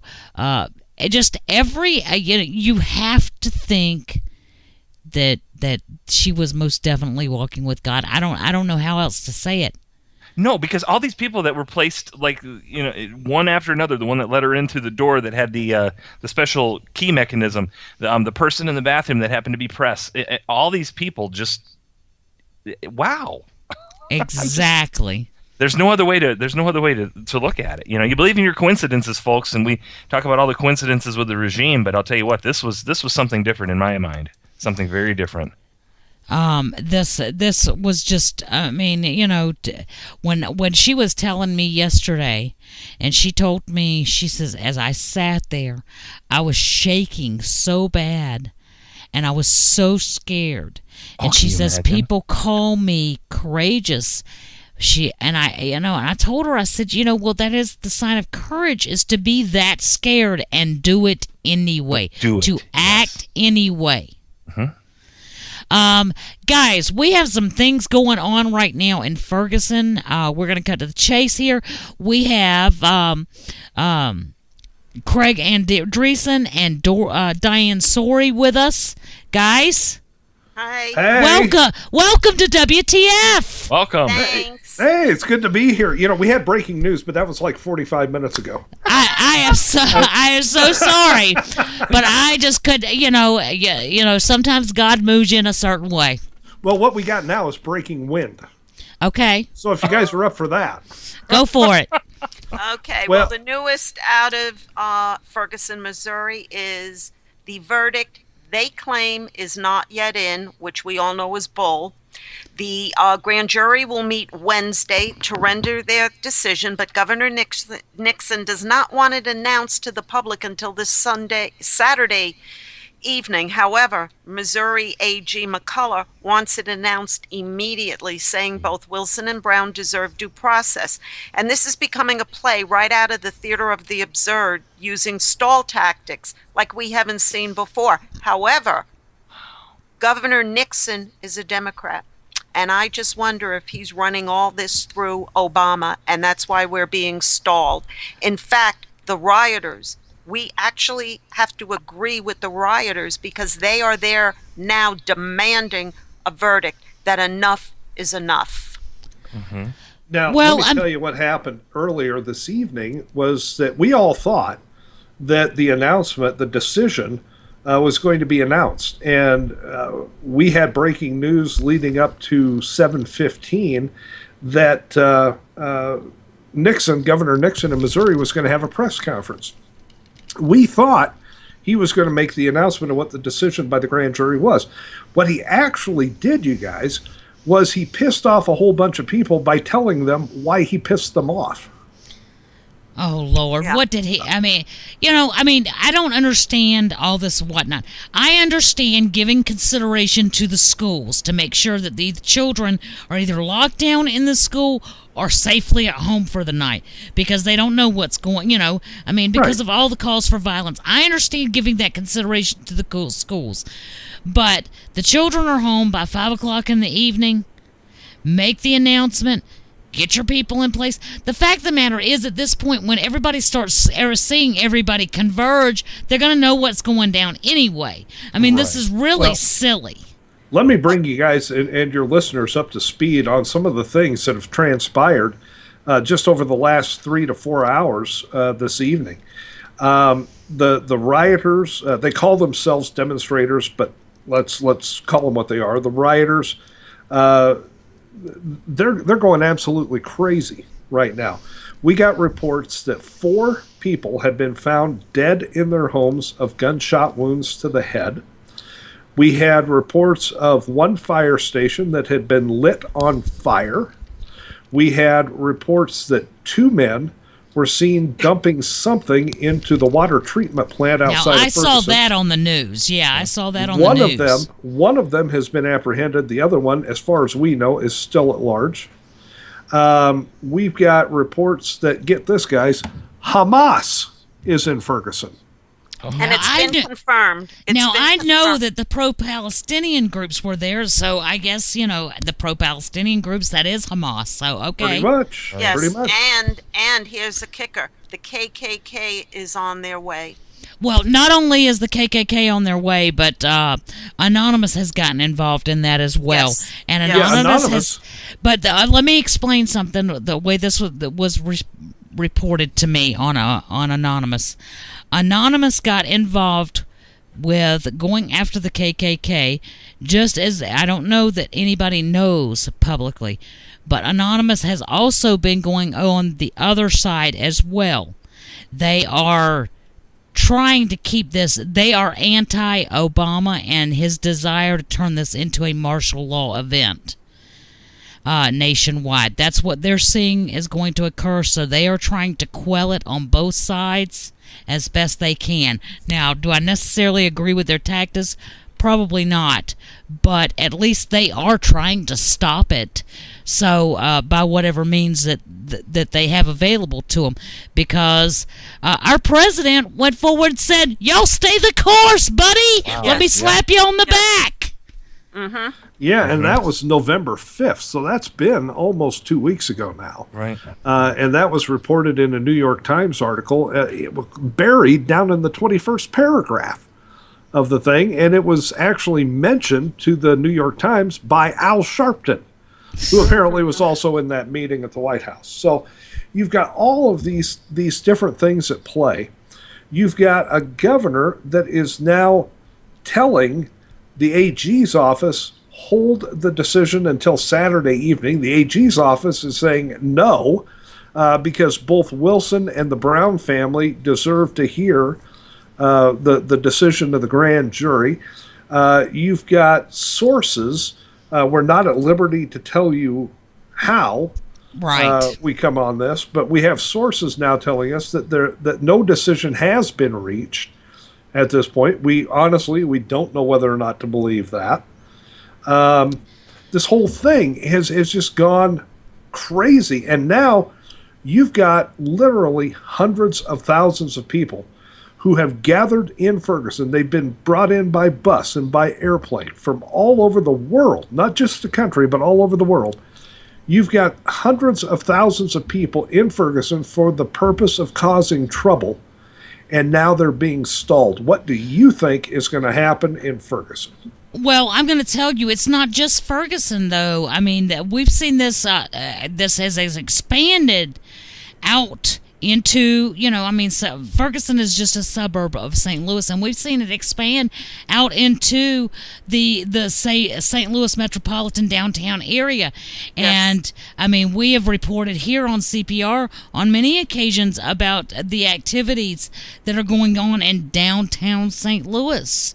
So this is a big deal. I'll tell you, this is going to expand past the St. Louis metro area too. I expect, if there is not an indictment, and I do not believe there is going to be an indictment, I would fully expect to see this type of situation crop up in a lot of urban centers around the country. Yeah. Well, we were talking about that earlier, weren't we, Jose?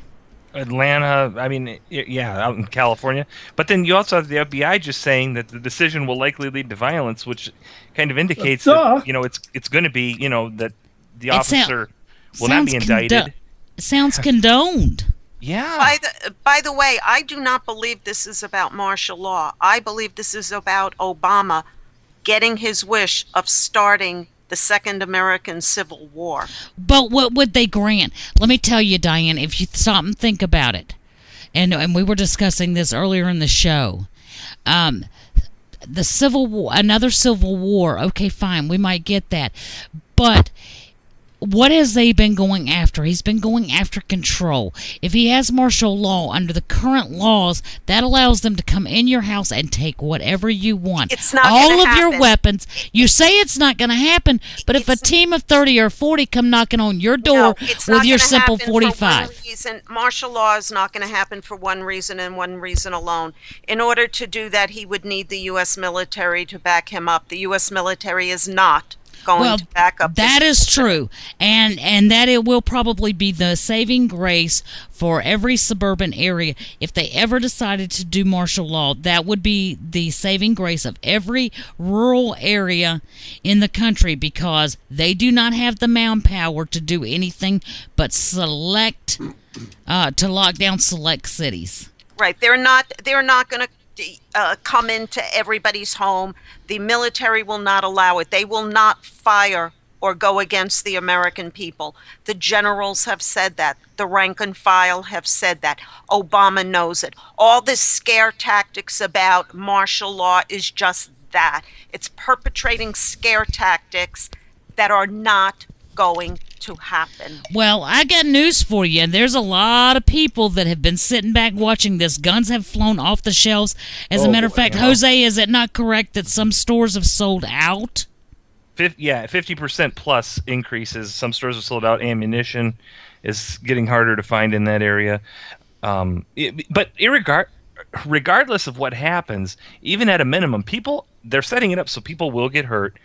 Yes. Businesses in the area will get hurt. Yes. And once again, it provides a great distraction for Saddam Hussein Obama in the White House, because look at it, folks. His signature legislation, Obamacare, is taking hit after hit after hit, even from his own guy, who you can say what you want about this guy, but I'll tell you what, he's given us great information that a lot of us, kind of figured we knew all along, but he's putting it right out there and has been putting it right out there, so that's really good for us. I think he deserves an award, even though he's a complete scumbag, but he's putting it all out there. You've got the president's poll numbers have never been lower.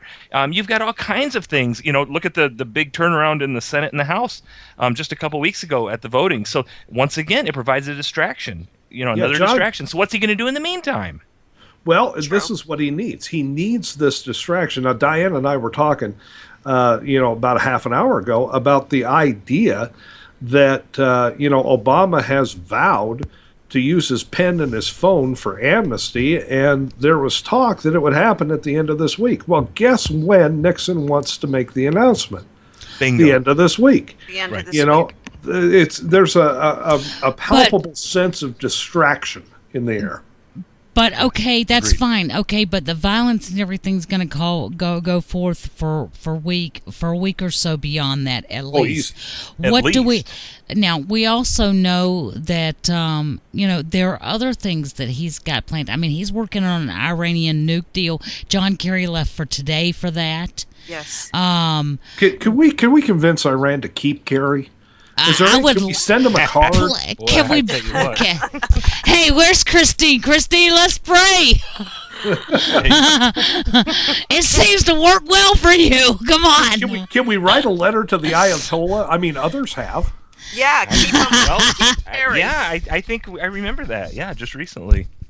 You're right. You got all that going on. We've got gun control. That one of the things going on, in Connecticut tonight is that gun owners are getting letters saying register your guns or prove to us that they're disabled, or we're coming to take you to jail and confiscate them.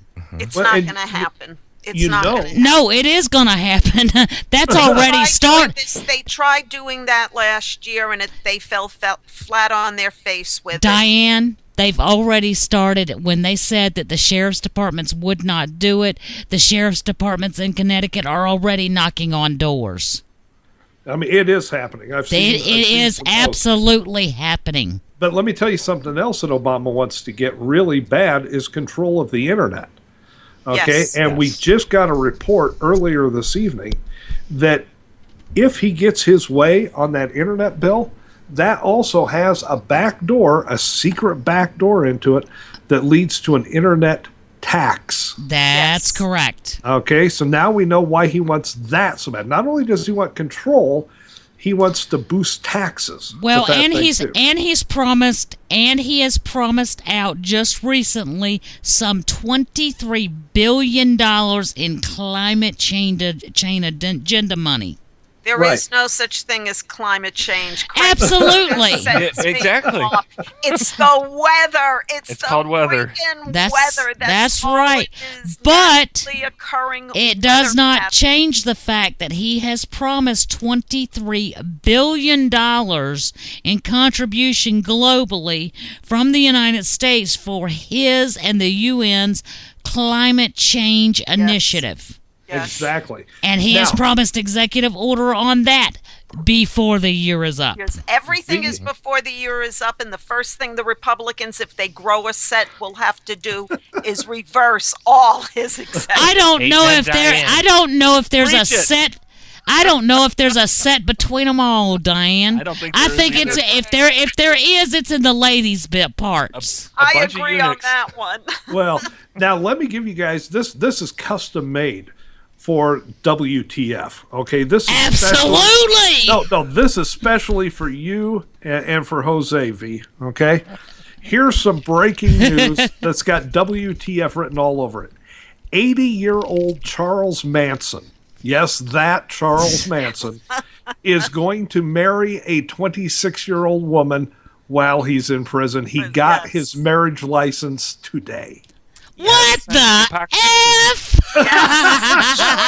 It's true. I don't make up breaking news, folks. That is absolutely true. Absolutely true. Oh, You know, my goodness. And who wouldn't want to marry Charles Manson? You know, I mean, isn't that every woman's dream? Well, this is really the prime opportunity because the president is trying to create helter-skelter. Okay. Perfect. Yeah. You know, but, the two, maybe those two should get married. you know, this is what Diane and I do while we're waiting to get on the air. Is we go look up and see what Charles Manson has done today. Well, basically, because everybody needs a hobby. But you know, this whole thing in Ferguson tonight was an absolute debacle. And I've just got to tell you, and your listeners need to understand this. Every minute that goes by now, without the announcement of the decision from the grand jury, is making the situation worse. Now, we fully expect that decision to be a non-indictment. Now, there's basically four things they could do. They could indict him on second-degree murder. They could indict him on manslaughter. They could say it was justifiable manslaughter, or no indictment. So those are basically the four options. We expect a no indictment, and the reason for that is because of the buildup of law enforcement, the National Guard, the militia has been called in. You know, all of this stuff is going on. We're hearing everybody from Governor Nixon's office through the federal authorities that are there, local law enforcement. They're all saying that they're preparing for the worst. The rioters are saying that Nixon is preparing for war. Yes. And if anything is correct, it is that he is preparing for war, because I believe if there's no indictment, that is exactly what he's going to have on his hands. Ferguson will be ground zero. It's going to spread. And they're forgetting one important thing. With all these stalls and all these delays, everybody's forgetting the man who was sitting there waiting to find out which way his life is going to go. Everybody is forgetting Wilson. They keep trying to convict him, making him out as some kind of devil. Oh, he killed this helpless black kid. No, this was a 6'3" 300-pound thug. I got one for you. I got one for you. You know, they keep touting, what?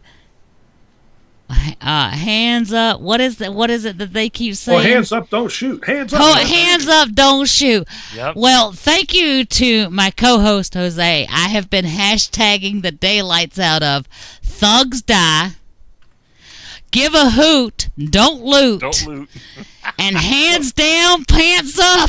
Hands down, pants up. Well, and I saw a big sign on an overpass that was posted on Facebook a few days ago that said, "Pants up, don't shoot." Pants up, don't shoot. That's it. Oh no, I'm sorry. It was "Pants up, don't loot." Pants up, don't yeah. loot. Go get a job, maybe. That's Go occupy funny. a job. You know, of all the places that they've looted, you notice they haven't looted any place that would have supplies for a work environment. Yeah. I'm just saying, okay? And I didn't see anybody in the initial looting rampage between August 9th and, let's say, August 15th. I didn't see a single photo of anybody stealing either a belt or a pair of suspenders. Ain't that the truth? Not one. That's a good point. You know, the other thing is, I guarantee you will. I don't care. This thing could rage on for a year. You know when you won't see them fighting? When? Anybody? When them dadgum tax return checks come in. Oh boy. Everybody's gone. I'm just saying. This whole situation is going, by the time they make it, now they're saying, you know, it all depends on who you believe. McCullough says Wednesday. That's the Attorney General. Nixon, the governor, says Saturday night. So, flip a coin, see who you want to believe on this thing. But even if the decision is as early as Wednesday, we've got an entire day tomorrow and at least part of the day on Wednesday where these rioters in Ferguson are going to be just stoking their own flames. And this is not going to be a good situation anywhere or for anybody at this point. Another part of the problem here is tomorrow schools in Ferguson and in St. Louis are closed. They're calling it a snow day. We're having a snow day. We don't even know if it's going to snow. Well, it's not supposed to snow. It's just supposed to be cold. I looked at the weather forecast. It is not supposed to be snowing tomorrow in Ferguson. It wasn't supposed to be snowing tomorrow in Ferguson 3 days ago. So they know that's BS. By the weekend. I think it's going to warm up by the weekend. And Wednesday is supposed to be their warm day when it warms up to 40 degrees. Right. So you got kids home from school tomorrow. You send them back on Wednesday, and then you break this news? Really? Wow. I mean, Diane and I were talking about that earlier. None of this makes sense. None of this is following a logical sense. Well, all of this is being coordinated from behind the scenes, and the people that are giving the speeches and passing out information have no idea what's going on because they haven't been given the directive yet. And those idiots out there protesting, putting out a demand letter saying, okay, well, we're going to have these safety zones, and if we shoot at you or hurt you and we make it to the safety zone, you can't touch us. We can stand out there and go, what the heck is that? Well, listen to this from Breitbart, folks. I'm quoting right out of the article. In a small room located on South Jefferson Avenue, in a building used by IUOE Local 148, so a union, organizers like Reverend Sekou, S-E-K-O-U, however that's pronounced, are instructing groups of individuals about tactics relating to resisting police commands during demonstrations. Sekou is a St. Louis native who grew up in the area but now lives in Massachusetts. And then it goes down a little bit further when they're training these people. Sekou says to the group, now this is quoting, our task in part is, in addition to all the information, is get a sense as to why we are here. We are part of the guiding principles for this movement. It's militant, nonviolent, civil disobedience. Can you please say that? End quote. And then the attendees say militant, nonviolent, civil disobedience. So they've got union people coming in that are training them on all of this. But union people have been involved. I mean, Jose, you and I have talked about this before. We've talked about the Occupy and union money that have been put into this. Honey, they have put millions into this fight.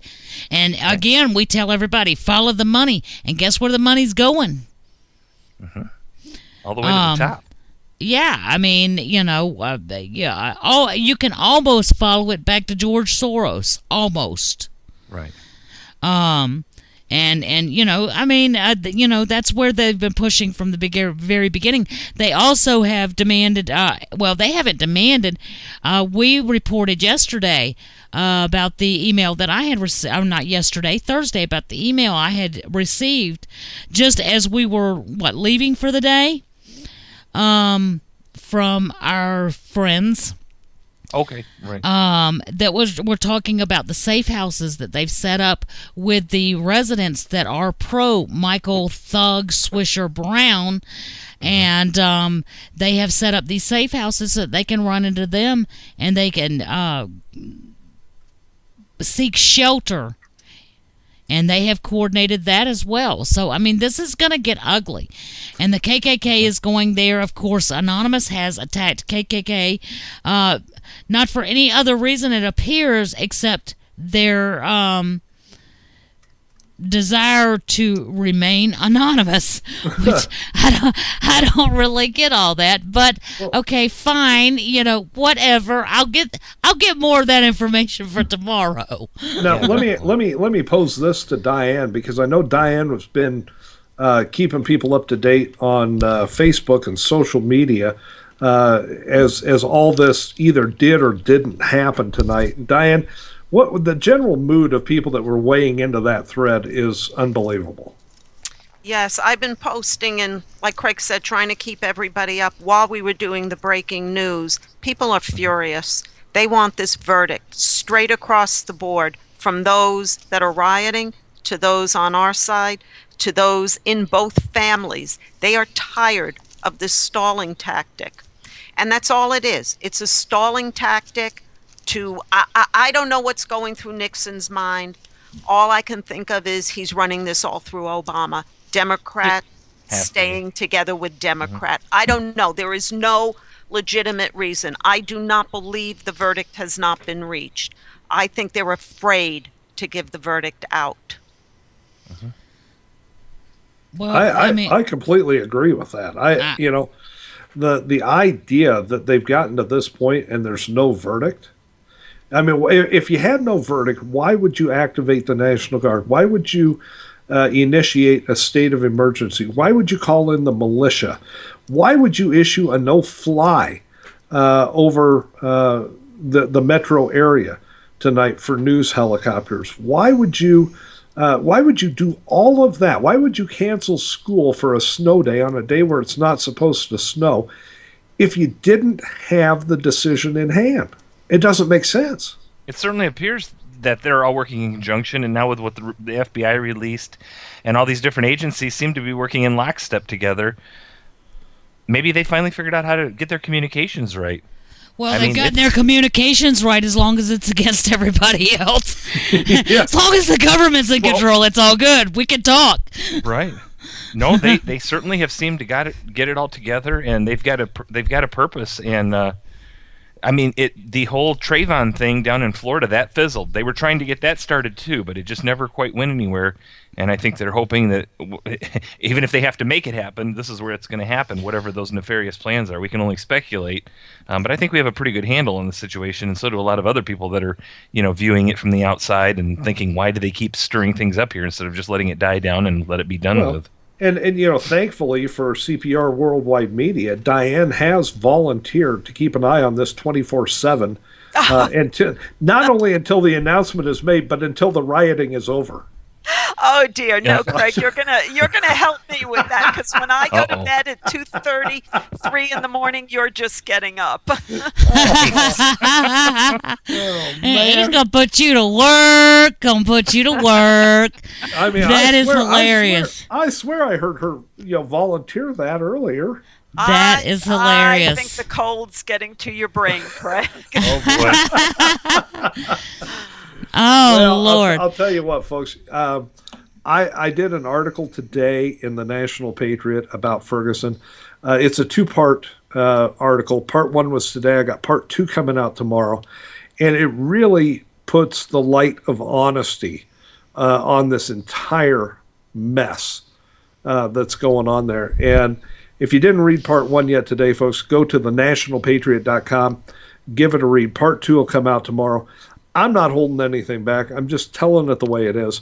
But obviously, all of us here at CPR are going to have a long week this week as we wait, at least now until Wednesday, it seems like, for some announcement to be made. Now, that's not to say that they won't jump up and try and surprise us with this thing tomorrow, or that they might not wait until Saturday. We just don't know at this point, folks. Or they can wait till December 17th. Remember, he's keeping everything in place until December 17th. Where did that date come from, and why that date? Well, it's 30 happens, days. and it usually goes on for a few days. They get everything they want, they do whatever they want, and then they leave to go on to the next place. Why December 17th? Why 3-4 weeks from now? Well, because they get a declaration for a state of emergency for 30 days. Well, exactly. They can keep it in force for 30. Now, he could cancel it before that. He could extend it after that. But when they apply for it, when they say, we're going to declare a state of emergency, the general period is 30 days. So that's why we get that December 17th. But, I'm telling you, if they delay this thing much longer, and the decision is what we all seem to believe it is, and that is no indictment. Well, exactly. There's no way that they can, given the information that's been leaked, there is no way that they can continue, that they can push forward an indictment. I agree, but what I'm saying is, if that is indeed the case, if there is no indictment, I'm saying that the rioting and the violence and the mayhem could last a full month. Oh, no doubt. I expect that. Guys, that is Craig Andreessen and Diane Sorey, and you guys are going to be checking in throughout the night. Is that correct? As things come forward? Yeah, yes. If we get any more breaking news, which I don't think we're going to get tonight, we'll break in and talk about it. Other than that, Diane is our 24/7, 365 Ferguson eye on breaking news. He is counting on throwing you under the bus. He is counting on it. Guys, that's Right Side Patriots. That's Craig Andreessen and Diane Sorey. They are part of the CPR network team, and we all get along so well together. I think it shows in the way that we communicate. I think we do very well together. Well, Diane's going to get even with me on Wednesday during our show. I just you are in trouble. You have no idea. You have no idea. Turning now, yes. Guys, this is WTF, the Whiskey Tango Foxtrot show. I'm V. Wright, along with my co-host Jose Estevez. And we're here every Monday through Thursday from 7 p.m. to 9 p.m. Eastern. Please check us out at www.thewtfradioshow.com. Follow us on Twitter at the WTF Radio. You guys make sure to stick around tonight for Paul Carpenter's show, and make sure you check out Right Side Patriots on Wednesdays if you don't already follow it. You guys have a great night. We'll see you again tomorrow. Good night, everybody. God bless America. Take care, folks. Good night. Good night.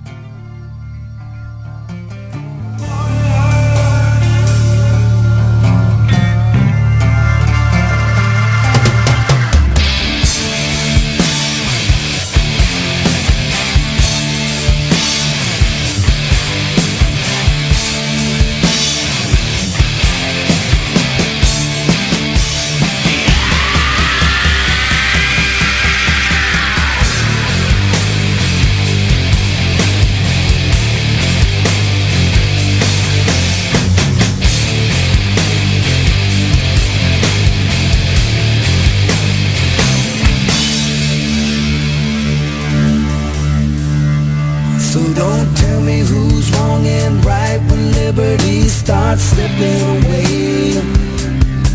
And if you ain't gonna fight, get out of the way. 'Cause freedom makes so free when you breathe red and white and blue. I'm giving all of myself, 'cause that's what I do. And they call me warrior. They call me loyalty. And they call me ready to provide relief and help by wherever